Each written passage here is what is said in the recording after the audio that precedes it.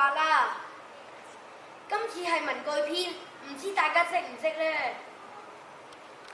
第一個鉛筆、鉛筆 liquid or liquid。第二個擦膠、橡皮擦 rubber 或者 rubber。咁鬼似嘅。第三個間尺、尺子 football 或者 banana。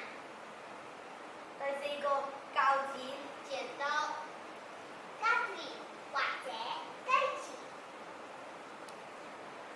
呢條篇就到呢度啦。